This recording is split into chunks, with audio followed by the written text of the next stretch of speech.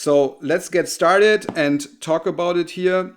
I will not read every paragraph to you. I will only guide you through this. I encourage you to read through the paragraphs because I wrote this to make your life easier and to help you understand these things. But I am here right now to quickly guide you through it and point out what's really important and why it's important.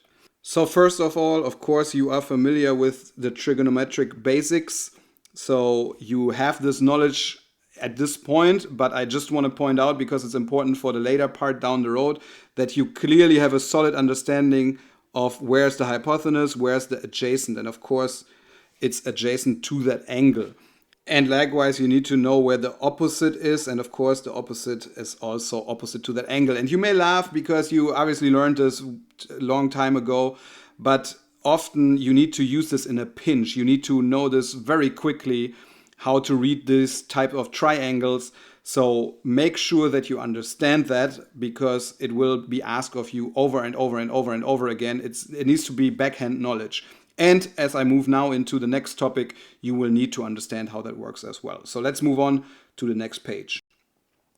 So here you can see, of course, that the formulas apply. You have learned about these before. I don't want to lay them out to you, but they apply to the unit circle, and the unit circle is something you also should have as an engineer always in the forefront of your mind. It's something you need to understand, that the x value is always the cosine description of this angle alpha, and the y value is always the sine description of that angle alpha.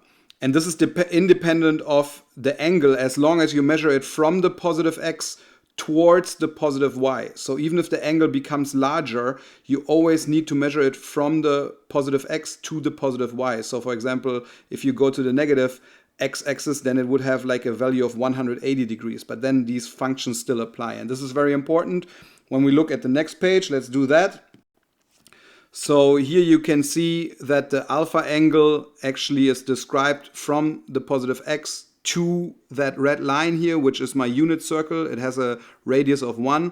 And so this is still cosine. And if you use this properly, this becomes automatically a negative value, and this remains a positive value.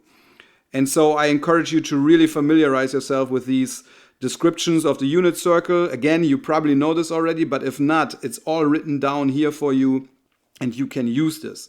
And you need this to move on to the trigonometric laws.